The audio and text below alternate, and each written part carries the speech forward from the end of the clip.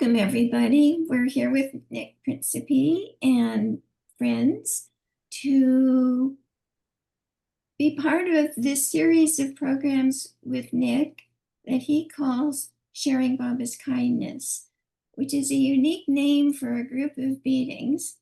And Nick has a strong feeling about Baba's kindness, and maybe we'll hear some more about that today. We'll see. So I want to welcome you, Nick, and say Jai Baba, and let's begin. Right. Oh, thank you for having me. I really enjoy doing these talks. Uh, because I can't get out very much. It's really because of physical limitations. So it's a delight to be able to chat with somebody who's interested in Baba. I just live in a condo in Myrtle Beach, and my neighbors there. It's all nice, and I love where I live. But I'm not, even though I'm very close to the center. I don't have that camaraderie with Baba people on a frequent basis. So this is lovely. And also, since I've been doing these sort of talks, mm, it's been like reliving the time spent with some of these folks. So Fred Winterfeld, for instance, he and his wife Ella, Baba referred to them as Fred Ella, one word, and they were very early on. They weren't the very first, but they were caretakers at the center. I believe the very first may have been a fellow by the name of Frank Eaton. And I had the great good fortune to meet those people. Frank Eaton and his wife were still alive. Um, and got to spend a lot of time. Fred Ella came along soon after that, and had a very, very nice connection with them. Fred, when I lived in Myrtle Beach in the mid 70s, and Fred, I think, passed right about the time I left, which was 81. So I had 4 or 5 years, and I spent quite a bit of time with him and Ella. And Elizabeth had arranged this because Fred was, I'm not quite sure what his age was, but he must have been in his 70s. You'll see Fred in the films of the 54 gathering. His Baba contact was Ivy Deuce. And Fred was the manager of an apartment building in New York called the Manhattan House. And there's videos Baba visited there. And Fred had some wonderful stories from there. It's like Baba wanted to watch television, so they turned the television on, and it was Mickey Mantle hit a home run. And soon after that happened, then Baba said, "Okay, now shut it off." Then the men were sent outside in the hallway, and Baba was inside with the women, and they were having tea. But Fred said Baba sent tea out for him, not to share, just to send a cup of tea to Fred. Another little side story there before I get into the center. Fred was Austrian. He told me that during the Second World War, he was conscripted by the German army, and he was put on a ship in the German Navy. The ship was torpedoed and sunk during the war, and Fred said he spent the entire night in shark-infested waters, listening to the screams of the men around them as they were being devoured by the sharks. But Fred survived, and he didn't know anything about Baba. And one other thing that was very important in Fred's development, and I'll get back to it later. But Fred, actually, for a while, he had plans for him and Ella to live on board a sailboat. This also was before meeting Baba. and that they were just going to sail around the world. One other episode that happened with Fred, he said the way he met his wife, fell in love with her. His office in the Manhattan house was sort of like a basement, and it had a small window. As familiar with city construction, you can really picture what it is. There'll be like a small window where you can just look out, you get some daylight. It's not a big enough window to even climb through. It's just more for the visual, just let some light in the room. And right outside that window was a staircase, and uh, it was. He said these ladies were walking up the staircase. It turned out to be Ivy Deuce uh, and Norina Machiavelli and Ella, Fred's future wife. And he said when he saw her ankles, he fell in love with her, and he knew that she was going to be his wife. So, but Ivy Deuce was Fred Winterfeld's Baba contact. And Fred, for a while, also toyed with being a Sufi, but never did that. Never. He may have, well, he never formally joined the Sufi group. One of the other episodes that Fred told me happened with him, and this was after he knew about Baba. He was still the manager at the Manhattan House, and he was down. There was some problem with the furnace, and it exploded. And Fred had third-degree burns all over his entire body, and he was laying in the hospital in agony. And he had a vision of Baba coming into his room. And the minute Baba came into his room, the pain stopped. And Baba, he just looked at Baba and silently. And then Baba left, and then the pain came right back again.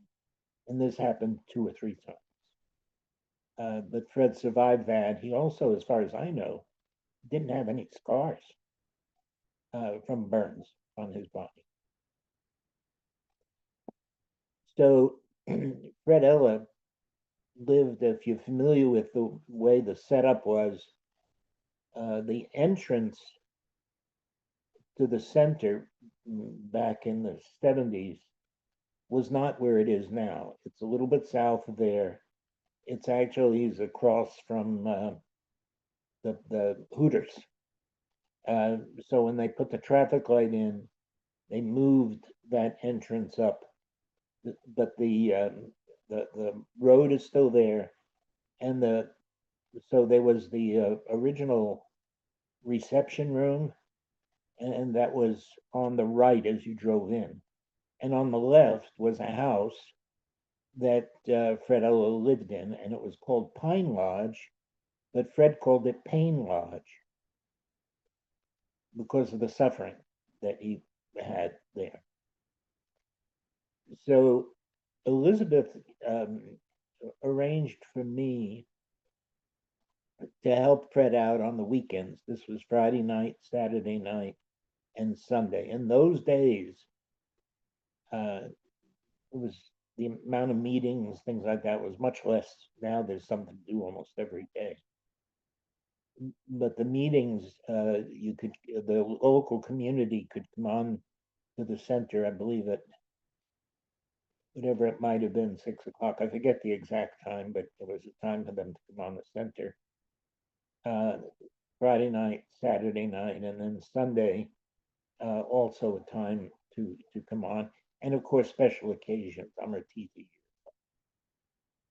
So my job, because prior to me being there, Fred would have to go out every time a car pulled in to that parking lot.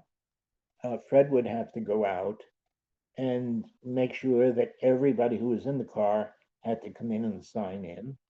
It wasn't just the driver who could sign in. And also, he had to remind them and check and make sure that everybody had on closed-toed shoes and that they were carrying a flashlight.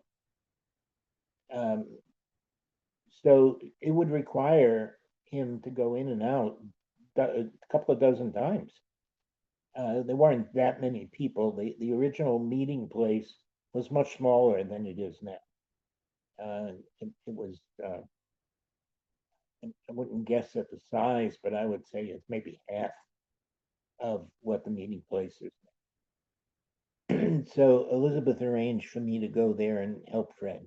So that's what I did. Fred got to stay in the office, and if a car pulled in, I would have to go out and help people with the chain or whatever else.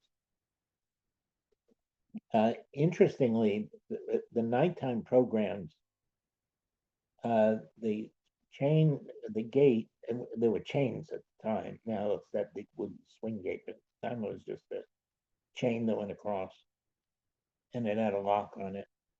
And Fred would tell me to go out and lock the front gate at a certain time, because then nobody could come on then unless they had a key. If they were staying on the center, they would have a key. Anyway, I went out there one time, and there were still people coming in even after. And when I went back inside, Fred told me very gently, but still firmly, he said, you don't wait for Baba's last minute men, the people who are late. He said, Baba always wanted people to be not only on time, but early. So that meant from then on, I'd go out. And even if I saw somebody stopped at getting ready to turn in, if it was 7 o'clock or whatever time it was, 8 o'clock, I would just lock the gate. And then I would ride in with Fred and Ella. So we got to spend quite a bit of time together. He always had some wonderful little stories, and I would ask him. I was fortunate because I was never shy about asking Mandali anything. And I asked Fred one time if Baba ever said anything about, um, just putting a pet to sleep, an injection of something to end their life. And Baba told Fred had asked Baba, and Baba said, yes, that was fine.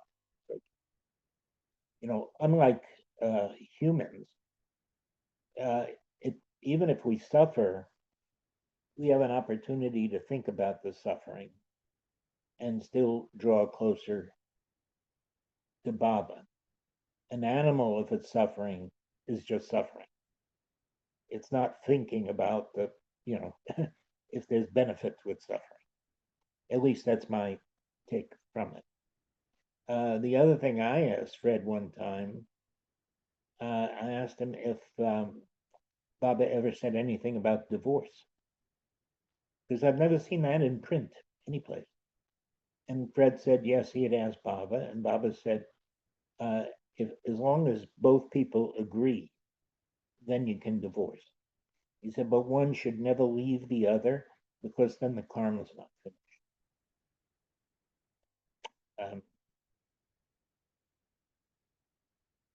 Fred told me at one point when Baba was there, Baba asked him to drive to Brook Green Gardens. And Fred said he was thrilled. He's in the driver's position. Baba and one of the Mandali, I don't know who it was, with Baba's in the back seat. And there's another man in the passenger seat. And as he's driving, and I guess it's probably maybe a 40, 50-minute drive from the center to Brook Green Gardens. And whoever it was in the back, whether it was Adi or somebody, he said, Baba wants you to sing. And Fred said he had no voice. He knew nothing about singing. But he not only sang, he said he sang the entire Bhagavad Gita, which he did not know. And during this song, he's looking in the mirror, and Baba's in the back seat. And he's driving and he's singing, and he looks, and Baba's sitting in the passenger seat next to him, and the Mandali member is in the back. Baba just did one of those things, to position himself differently.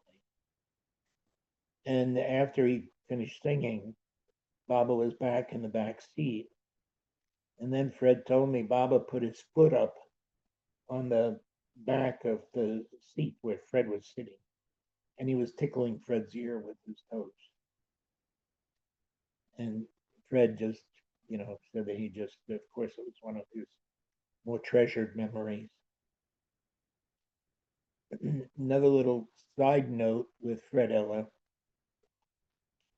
there's videos you see Baba on the beach, and he's got everybody looking for shells for Mara. And, the video, anybody can see the video. And Lug Dimple is sitting next to him. He's got that little hat on, Baba. And Fred said they found a shell open, and it was a perfect heart. But I said it was open, and they brought it to Baba, and Baba held it, he looked at it, and he smiled, and then he tapped the shell and to each half and pointed half to Fred and half to Ella, like there were two halves of the heart.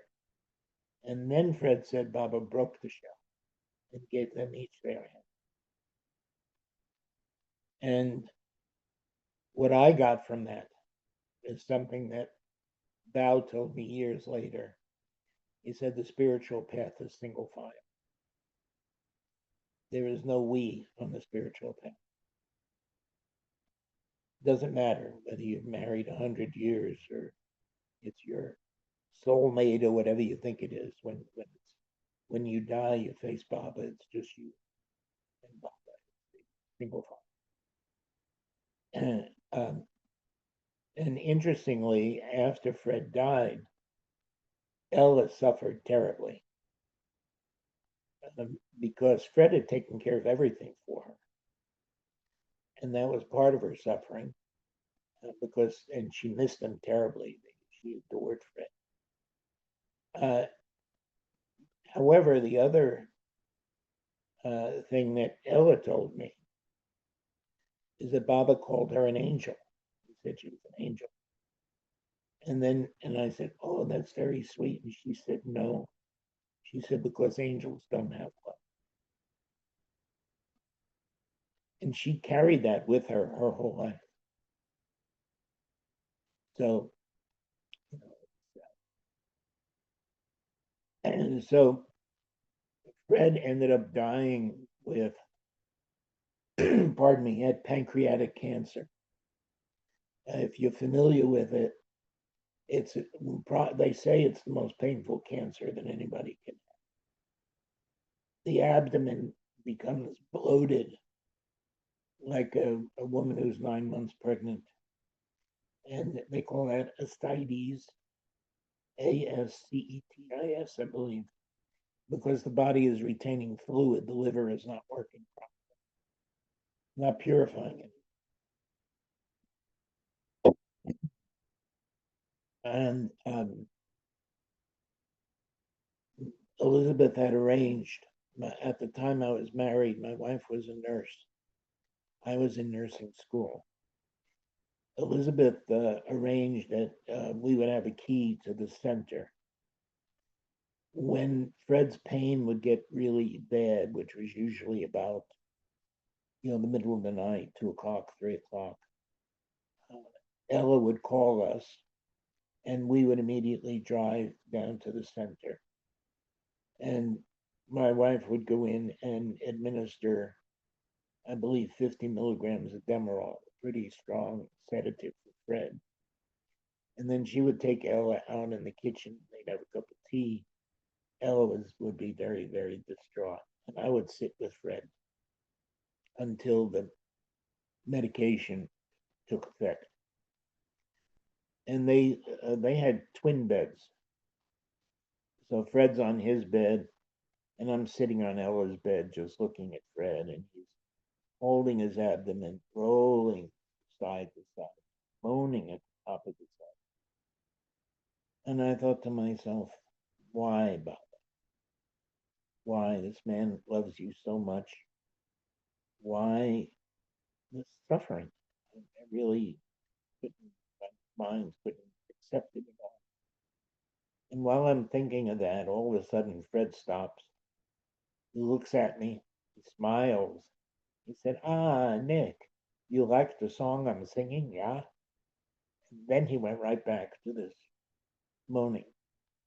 What I have come to believe, because I've also seen that a couple of other times with the Mandali, um, I think Fred's spirit was already on its way out of the body.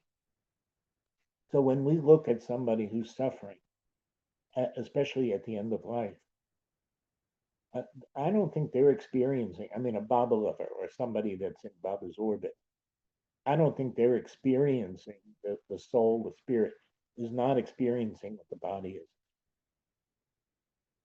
It gave me an entire uh, different understanding about suffering and how we react to it. Now, a little side story with that, and this, I believe Erich told me this, and I think it's been in print since. There was a family who were devoted, Indian family, devoted Baba lovers. The son was a pilot in the Indian Air Force, and his plane crashed and he was killed. And they went to see Baba, and they, of course, were very sad and distraught. And Baba asked them why they were sad. And they said, Baba, uh, they weren't so much lamenting the fact that he died as much as they thought he was suffering. He would have suffered terribly in that place. And Baba said to him, no, he didn't suffer. He said, I took him out of the body before the plane. Yeah. And I think that's why our whole attitude towards suffering is something that we uh, have to work on uh, to embrace, because I think that's available to all of us. I think if we embrace suffering as necessary in the spiritual path, that Baba, if he's not taking us out of the body, he's cushioning it quite a bit so that we can tolerate it. Uh, and I think certainly there are so many Baba people now, myself included, who are living to these ripe old ages, and there's a lot of suffering with that. But if viewed in the right way, uh, I think, and Baba has blessed me because he's helped me to see that. Upasni, in one of his discourses, and I have the 5 volume set, Upasni's discourse. Upasni said we should welcome suffering like welcoming old friends and neighbors. Most of us we want to avoid suffering. Here he's saying embrace it, welcome it. So there's got to be a reason, So I think it's for each of us to try and figure out what that means to us. Because the longer we live, the more suffering we get. Especially, even youngsters now, when you look around and what's happening in the world, it's not physical, emotional, and mental. There are people who are so concerned about war and pestilence and all the rest of this stuff there. The mental suffering is terrible.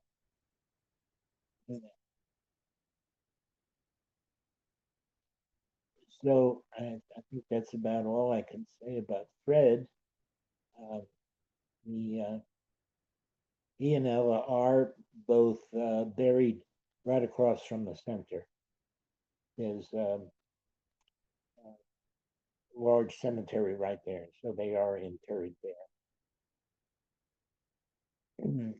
At that time, I also spent a lot of time with Kitty and Elizabeth, and boy, talk about powerful people. I mean, I used to. I mean, even when I first met Elizabeth, was one of the first women I ever met, and that I was frightened. I really thought that if she looked at me a certain way, she could just break my spirit. That's the power that I felt from. Nick, I have to jump in here. I remember Phyllis Frederick once saying that when Elizabeth was upset with you, I don't know exactly what word she used. She said it was like being hit by a Mack truck. Yeah, yeah, yeah. I still, when I go on the center now, I still refer to the ghost of Elizabeth Past. I was driving on the center, and you know that major crossroads when you on the dirt road, and if you go to your right, you're going to go to the barn. You go to your left, you go to Papa's house. You go straight, you go down to the where all the cabins are. Anyway, it was a 10-mile-an-hour speed limit, and I was probably doing 15 miles an hour. And just as I'm getting to that intersection, Elizabeth used to drive a great big tan or brown Chevy or Ford station wagon. I refer to it as a tuna boat because that's how big this car was. And just as I'm driving down there, Elizabeth pulls right in front of me, stops her car, and gets out. And of course, I come to a screeching halt, sand, dust flying everywhere. And Elizabeth just stands looking over the top of her car and says, Principe, must you drive so fast? And to this day, I mean, I don't drive anymore, but even with Robin Vogel, who took me on to the talk, I told her, I said, please, not more than 10 miles an hour, because we'll see Elizabeth will pop up here. Uh, yeah, Elizabeth was that. She was everywhere on the center.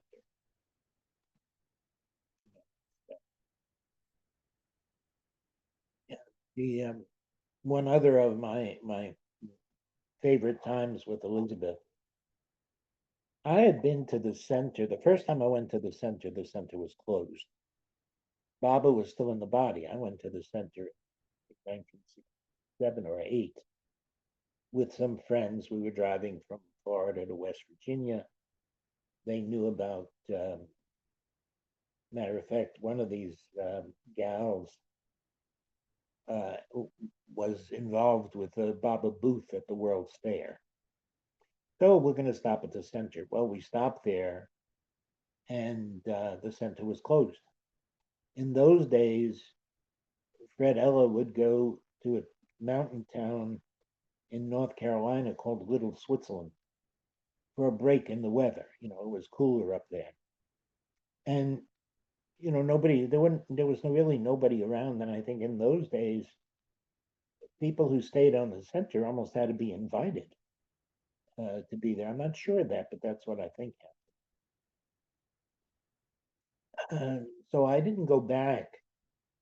Well, I went back my second time there. I did not know Baba had dropped the body. It was the spring of '69, and there were people on the center getting ready to go to the Great Darshan. I knew nothing about it. And matter of fact, I remember one of my early emotions with Baba is that I was angry with him. Is that finally find out about you and now you go and I miss. Anyway, and then I went back once or twice more in the early '70s. And then I met the woman who I ended up marrying. And um, we were living in Florida. I had a hair salon. She came in, she was a nurse, came in, did her hair. We had an immediate bond, immediate connection. And I invited her to go to the center, and I knew uh, that I didn't care whether or not she accepted Baba, but she had to know what I was involved with because I wasn't going to give up what I believed was how I should live for Baba because of somebody else's opinions. So I invited her. We drove up to Myrtle Beach. Um, yeah, our first weekend away together, and of course we're not gonna. And I explained to her we're not staying in the same cabin. You have a cabin. And as we're driving up now, I was a hairdresser. I owned my own business. I was about 28 or 29 years old. I had been married and divorced. I'd been in the military. She was a teenager, just out of nursing school, 18 years old.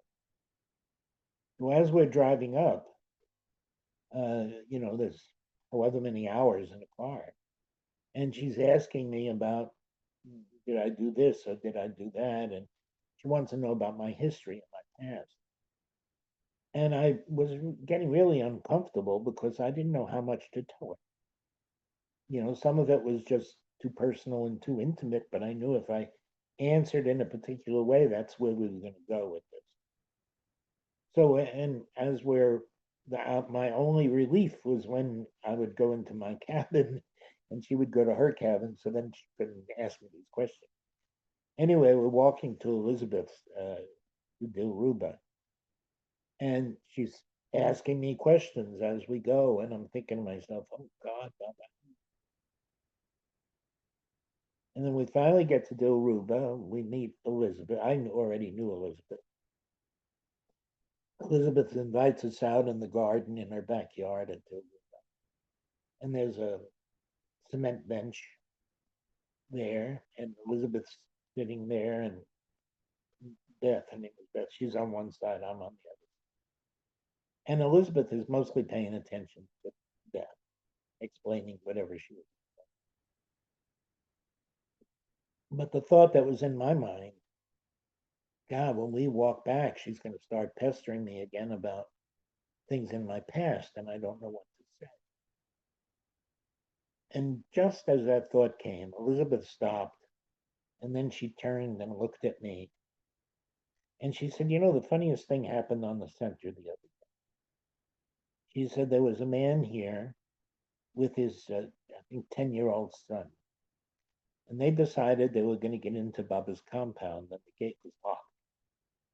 So the man boosted his son up over the fence, thinking they can unlock the fence from the inside, the gate from the inside. And they couldn't because that still is keyed on both sides. There's no just turn up. So now the kid has to climb back out.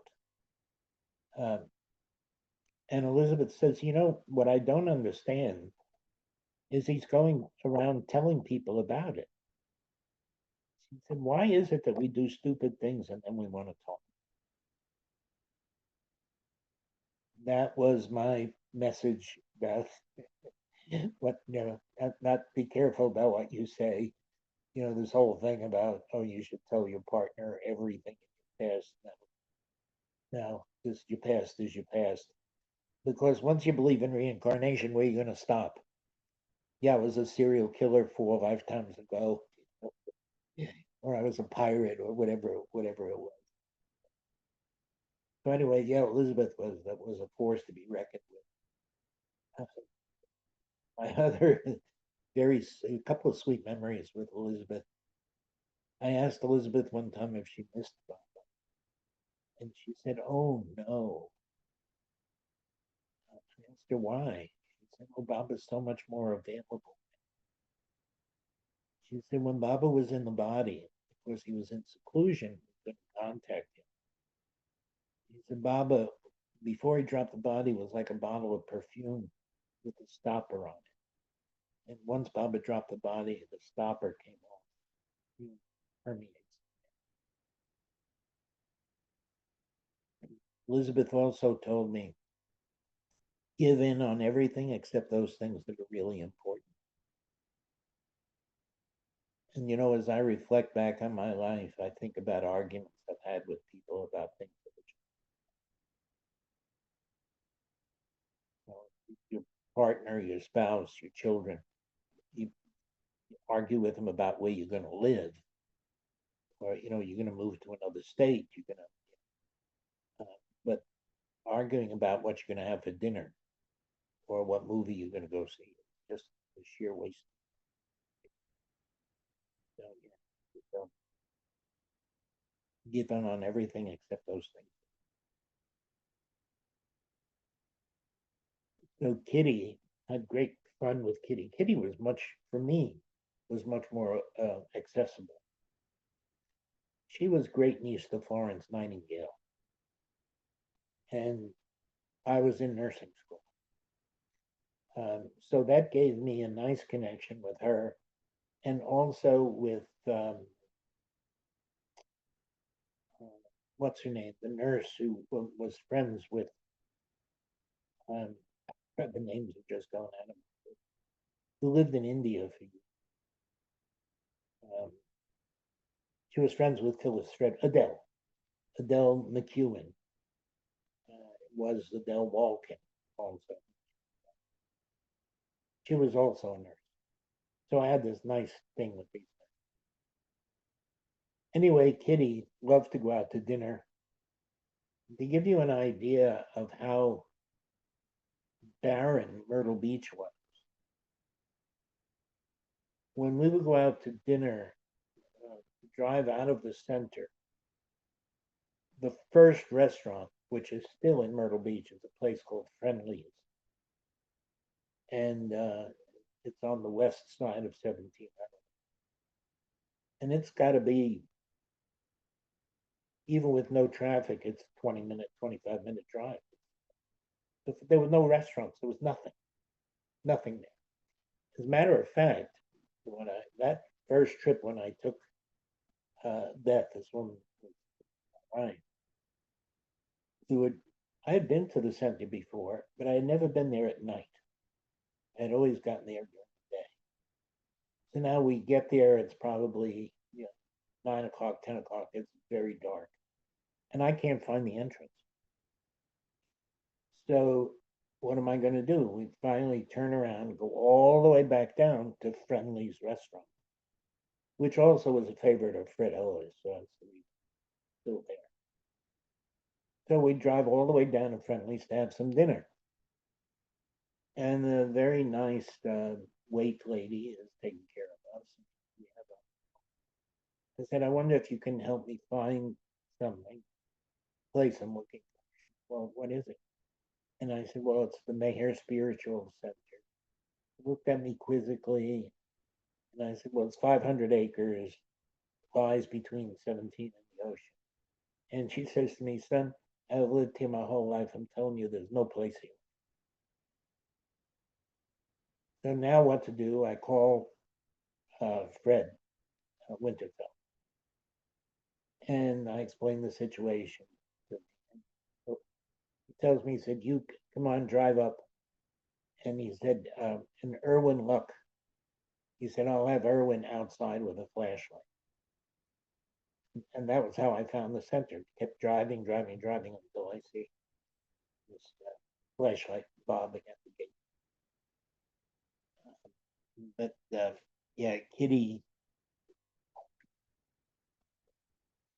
loved to go to dinner. She'd bum a cigarette after dinner. Baba permitted her one cigarette a day. And I had a little hair cutting salon while I was going to nursing school. And in those days, so many of the men were completely unkempt, disheveled, hippies. And Kitty would send so many people up. I have people still come and say, I remember you cut my hair, 50 years ago. I ask them if they tip me well. But they, and Kitty knew that I would always hear interesting gossip because of the clients that I had there. And there were a lot of Baba people that James Hair, the Hernandez, Stella Hernandez. Matter of fact, one of their sons, Norman, worked for me, became a hairstylist. Norman ended up being best man at my son's wedding. So they were housemates together. Nice connection. So when Kitty loved to go out to dinner, I went one time to pick her up at Dilruba. It was winter. I remember we're all bundled up. And Elizabeth, Kitty links her arm in mine and she whispers. She said, "Oh, I hope you have some good gossip for me." And from the back room, we hear Elizabeth saying, "Kitty, you won't gossip tonight now, will you?" So, yeah, Kitty,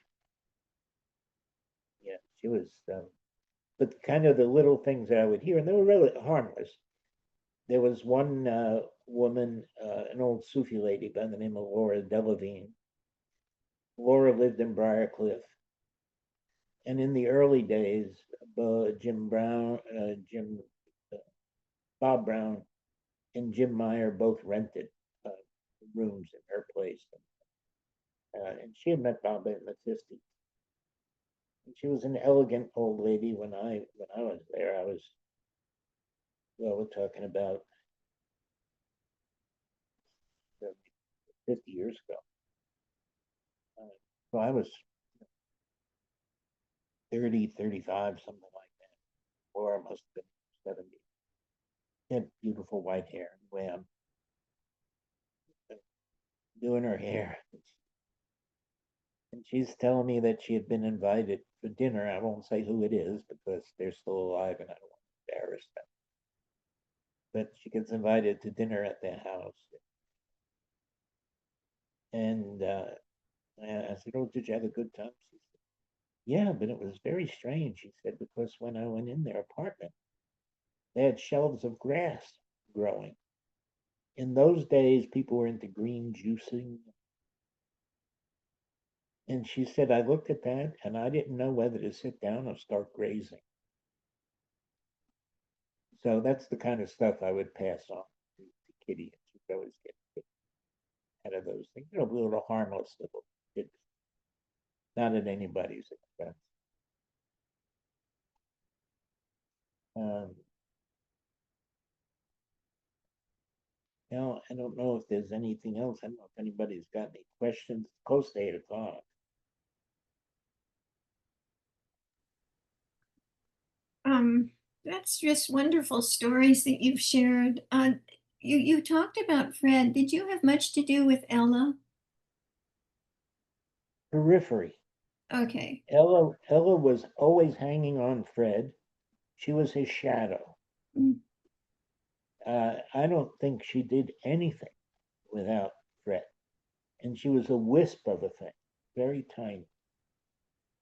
Uh, but she was always pleasant. Oh, I do remember one time, matter of fact, that there was a fellow, and Ella asked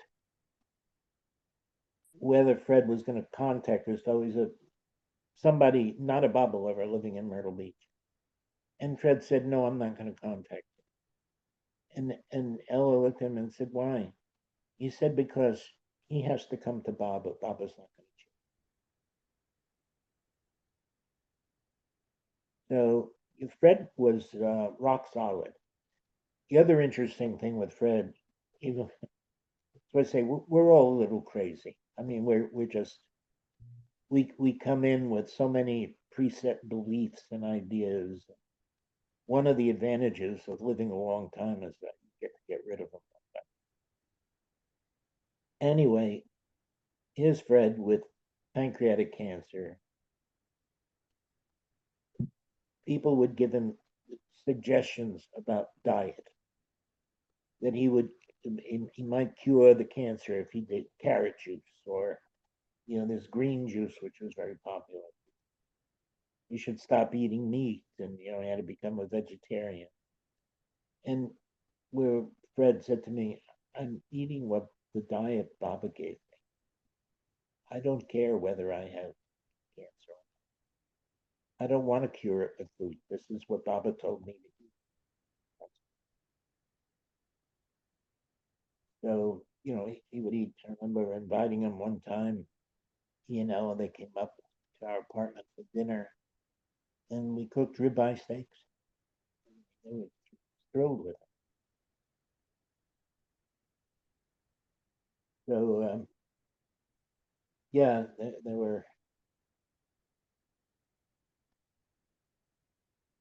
And in those days, I think something that was really important to me is the young women in Myrtle Beach, Baba lovers, they had lots of access to Kitty and Elizabeth. Uh, for men, we didn't really have male role models. Fred was there. Darwin Shaw didn't come in until much later. So I think that's one of the reasons why so many men, and even Jeff Wolverton, I think Jeff is doing a book about Fred. Of course, he feels the same way I do. We would just, hang on to it. Didn't even realize it at the time, but he was our role model. For men, we didn't have male role models, Baba lovers. Men were in India.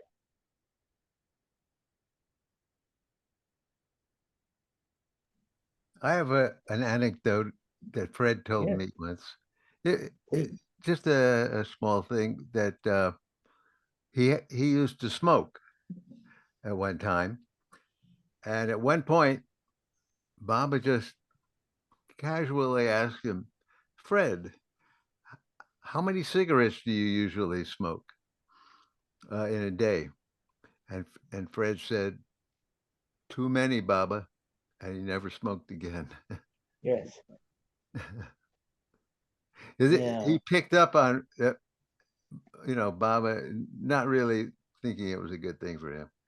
Uh, but Baba didn't say anything about it, but he just picked up on it and was able to just quit smoking that just like that. I mean, wow, it's pretty powerful stuff. Well, and I'm reminded of one other wonderful exchange with Fred. I was sort of an ex-hippie, even though I had been in the military. I was expecting, martial law and civil unrest, and like so many other people. And I bought property in the mountains of West Virginia.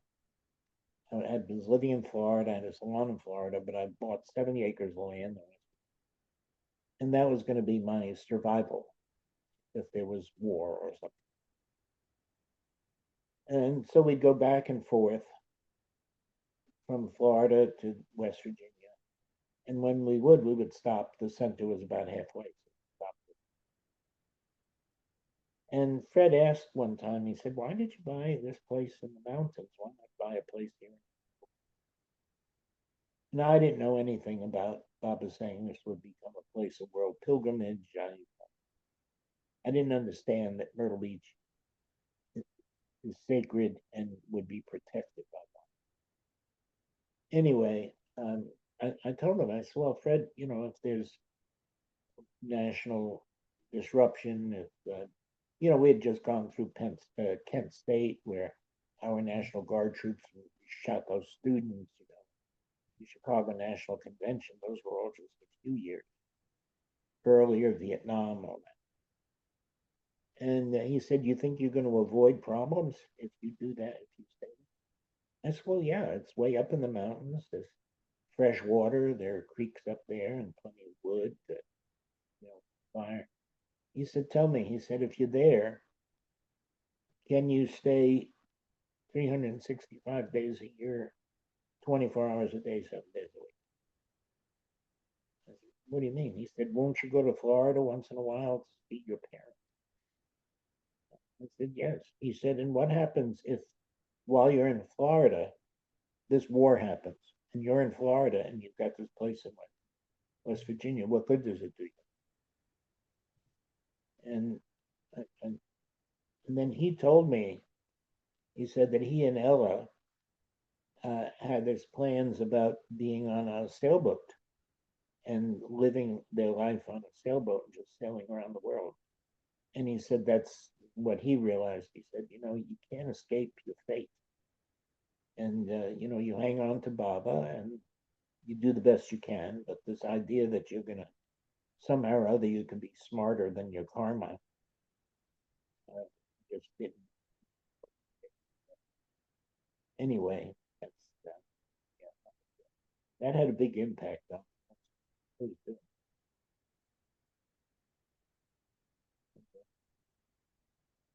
Yeah, I ended up not keeping that. So Nick, I have one more thing that I'd like to ask you, and it's Yeah. not about people. It's actually Pine Lodge. I remember when I first went to the center, I went through the gate that you discussed earlier. That wonderful green gate that's now set farther back. Um, what was it like inside that building of Pine Lodge? I don't know what the layout was and what you would see when you walked in the front door, if there were any porches on it. Yeah, when you walked in, I remember you walked into the kitchen slash dining room, uh, and Fred Ella's bedroom was on the first floor, and that was off to the left. Now there were bedrooms upstairs, and after Fred died, and I think also after Ella died, they actually used to put guests in there once because there were bedrooms upstairs and an attic. But you know, I never felt uh, anything more than just Fred and Ellen. Mm. You know, it wasn't like, you know, he referred to it as Pain Lodge. So I don't know if what he thought. I never thought to ask him, you know, whether he felt creaking floors, rather reflected on. But no, that he suffered a lot. If I remember correctly, this, many, many years ago when I was having cookies and apple juice or whatever that Ella served in the living room, for some reason, I have this memory that I was staring at the curtains on their window, and I started to see Baba's face, the pattern that was on the the curtains. I could see like many different faces of Baba in the same face, but it was in the pattern of the curtains. I don't know if I said anything at the time. I probably did, but uh, for some reason that kind of sticks in my mind. It's interesting you say that, Ron, because another question that just came to mind was whether they would entertain people Oh yeah, at their house. I'm sure I wasn't the only one. My wife and I Well, were sitting there, having a little chat with both of them. But then at other times, I would go over there and just hang out in Fred's office. I don't know if it was in the Gateway, or I can't remember if it was in the Gateway or in the Pine Lodge, or maybe it was serving the same function. But he would tell us some stories too. Whoever whoever happened to be there.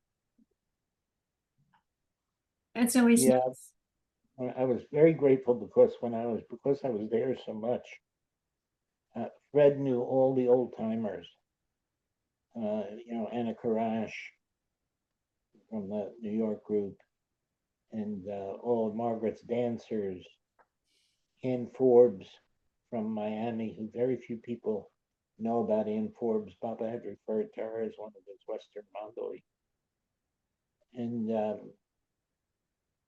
also one of the Anita Villard, I met her there. And because Fred would introduce me. And because Fred would introduce me to these people, otherwise I would have no reason to even greet them. I didn't know who they were.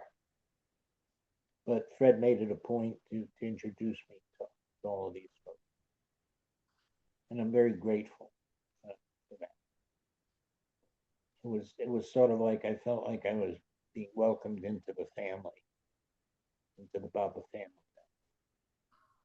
Of Yeah, course, when they found, they were like great aunts and uncles. yeah, You know, as old as my either my parents or grandparents. Most most of them was the age of my grandparents, but yeah, that was to hear sit down with them and talk and relate on a real companionship way because we were all Baba's children, no matter how old you were, no matter how long you had known about Baba. They treated I never thought of any of them treating me in any way other than just a Baba lover. Uh, they didn't segregate, and that made him more accessible to us, so that we you could get remember his, those. you remember his embraces. Oh yeah, he, he Fred pretty would hug. strong guy. Yeah, Fred would hug so hard. Yeah, and I'm a big guy, and he just come. I felt like it was a, a, a some kind of constricting snake hugging, taking the oxygen out of me. I mean, that's how strong is. Right. And the other thing he and Ella used to do, which was as cute as can be, you know, when you hold a coat or a jacket for somebody to put on, if they're standing with their back to you, and you hold the jacket up, and they're going to put one sleeve in and then the other, and you pull the jacket up. Well, when Ella would be standing there holding the jacket for Fred, he would turn around very quickly, put his arms into the sleeve, and then hug her. It was just cute as can be.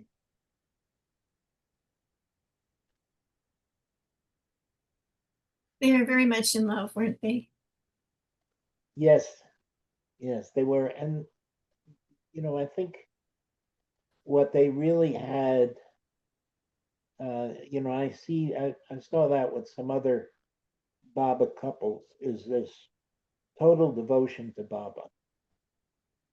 You know, you see it with Dara and Amrit. You know, you see it with Jal Dastur and his wife Dolly, who passed away. You know, these are Adi and Rhoda Dubash.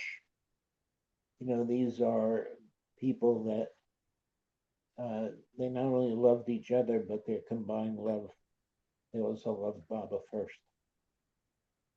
That And must have so been wonderful at the center to have this model of a marriage for Baba.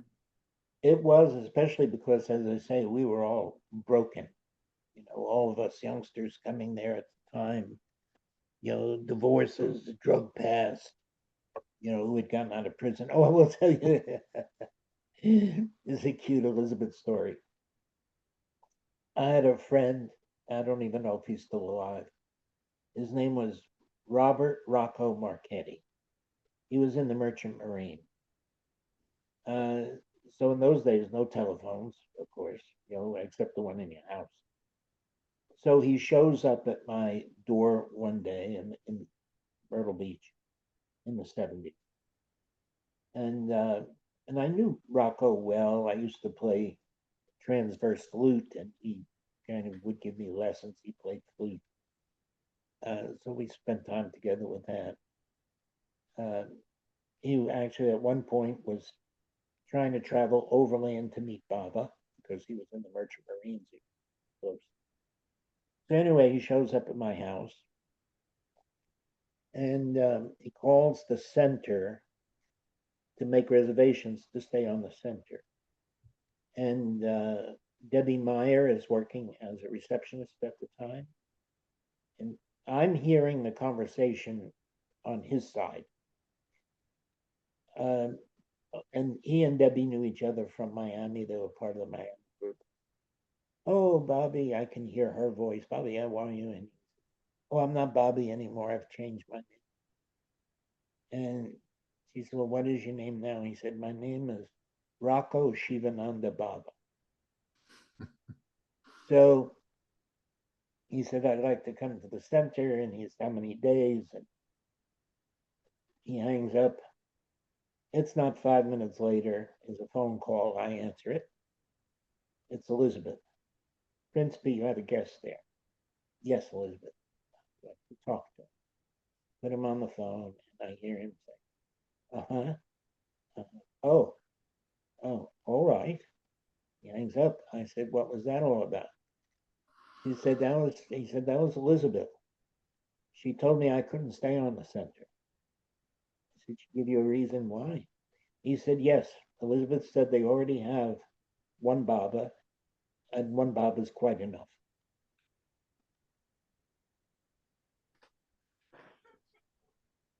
So that was it.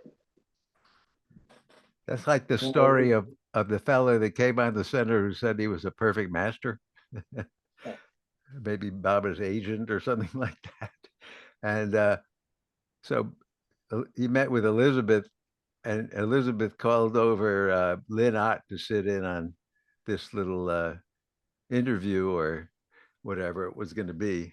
I think he was thinking that he should take over the centers as he was Baba's agent and a perfect master, and and so after talking a bit and letting this guy say what he said, and she said, you know, I I actually have met a perfect master, and I can tell you one thing is you are nothing like him.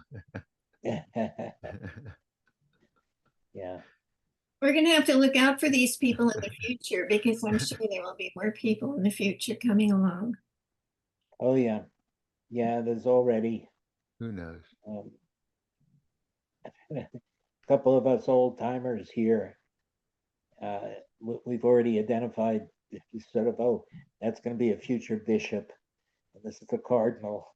Because there are already people who think that they got the answer.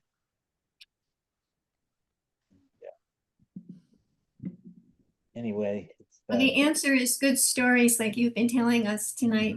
This has been so nice. I want to thank you so much for being here. it's my pleasure. It's anything that helps us learn to love Baba a little bit more, surrender a little bit more to his wish and will. That's anything I share helps with that, I'm thrilled. Well, tonight's been a delight. I want to thank you again. You're very welcome, dear. Thank you, and thanks for rescuing me on my late arrival. It all worked out well. Okay. Good night, everybody. Good night. Good Jay. night. Jai Baba.